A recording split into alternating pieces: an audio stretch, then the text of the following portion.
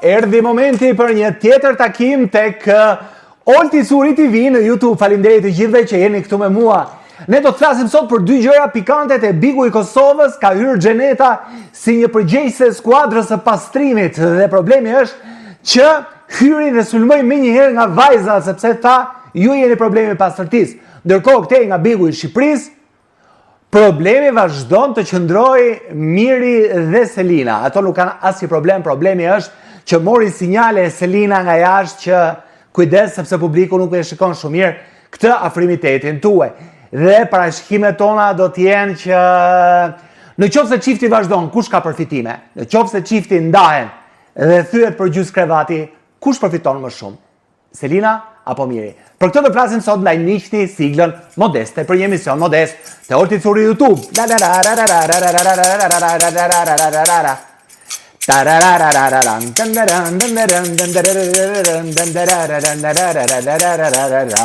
Që ta dini ju për herë sukses, sepse dy gjëra kam mbajtur shënim mirë.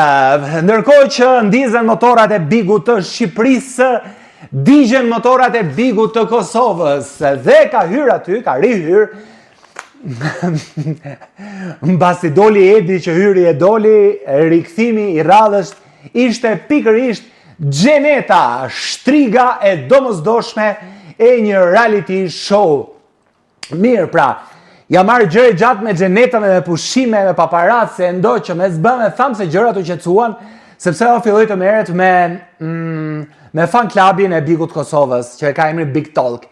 Por nuk pas ka qenë e shkruar që Xheneta të ri e qetë nga unë, kështu që do komentohet edhe sot. Gjëja më emocionuese në hyrjen e Xhenetës në bigun e Kosovës ishte kur u zgjua dhe momentet e para të mëngjesit, nuk e di, po më ktheu shumë kujtime se unë e kam ndjekur shumë bigun kur ishte bashkë me Gjestin aty. U vendos një këngë e Gjestit në sfond dhe momenti që Xheneta u zgjua dhe filloi të rregulloi krevatin, ku në sfond ishte kënga e Gjestit, një këngë për dashurinë, ishte sinqerisht një moment shumë prekës, edhe se si më erdhi edhe mu duk një gjë e cila na ktheu pas në kohën kur shkonin mirë me njëri tjetrin, kur shkonin si Macja me Miun, kur doli, kur u zun, kur erdhi Gjesti këtej në Shqipëri e gjithë rrugtimi, por më shumë ai momenti, kujtimet e bukura që ka pasur Xheneta me Gjestin brenda lojës së Big Brother VIP Kosovës. Por ndërkohë, siç e thash, Xheneta hyri aty me fshes, me shtup, me kov, me radac, me ato xhamave, si në foton që nxora këtu. Sikur të ishte pastruese shkolle. Po, ashtu sol. Sa po hyri më kujtoi pastrueset e shkollës, si thonin, ju fëmijë zhulsa, keni shtëpi, keni prinders, keni kush ju ka mësuar. Ngri këmbët, uli këmbët se do laj, launi, zhvishuni, ndroni, pastroni andej këtej. Mua më duk shumë denigruese kjo që ndodhi. Sepse kam menduar se produksioni mund të tërhiqte vëmendjen secilit për pastërtinë që është një gjë personale, një nga një në dhomën e rrëfimit. Por ti diskreditosh banorët në këtë mënyrë, mua më duket shumë e rëndë. Qofshin ata që janë. Është e vërtet se shtëpia është vërtet zhul, por kjo qëndron dhe mban secili në supet e tij mëkatin e termit zhulës apo zhulse.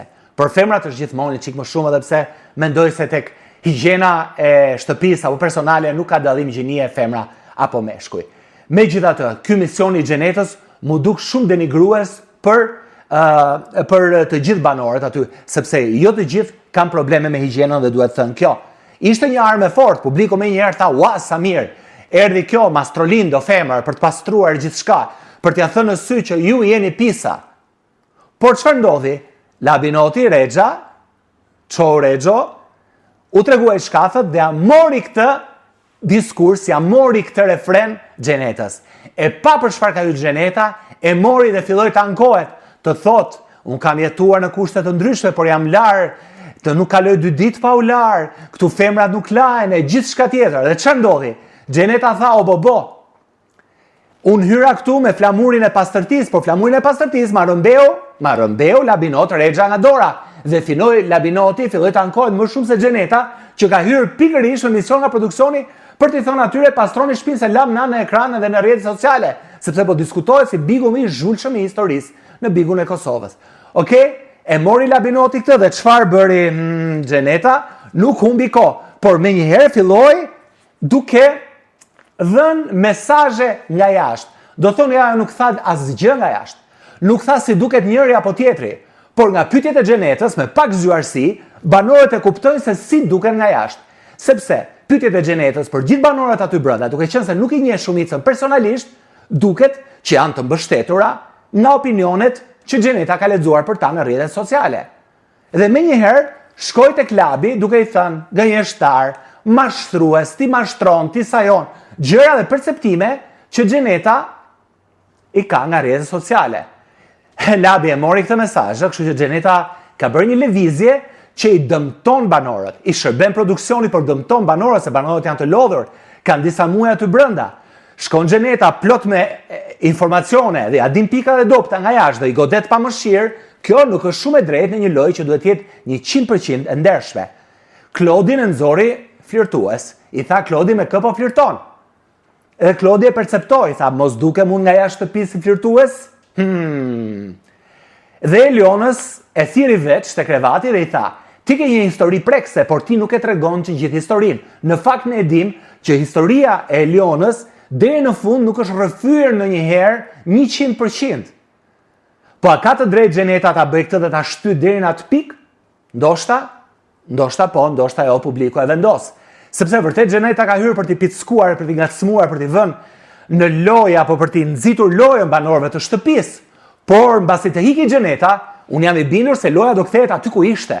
Po, se gjithmonë ndikimet e jashtme e kanë devijuar pak lojën, por nuk kanë mundur do ta nxjerrin nga shtrati ku ishte. Sepse hallin e banorëve aty brenda e din vetëm banorët aty brenda, sado ngacmime që të kenë nga jashtë. E vetmja gjë që më bëri përshtypje është londrimi, që pati një dyshim dhe tregoi zgjuarsinë e tij dhe i tha Xhenetës, edhe një herë ta përsëris pyetjen. Ti këtu i je për lojë, pra je konkurrente apo je provokuese, ke hyrë në mision. Ne këtë nuk e di me saktësi akoma. Unë mendoj që ajo është me mision aty brenda. Unë mendoj se Xheneta aty është me mision dhe londrimi ende nuk po mban një qëndrim ndaj Xhenetës dhe kjo e tregon lojtar shumë të fortë, sepse nuk u bë pjesë e lojës dhe pjesë e gjithë atyre që shkojnë Xhenetës nga pas. Kjo tregon shumë për këtë moment. Kalojmë tek Bigu i Shqipërisë.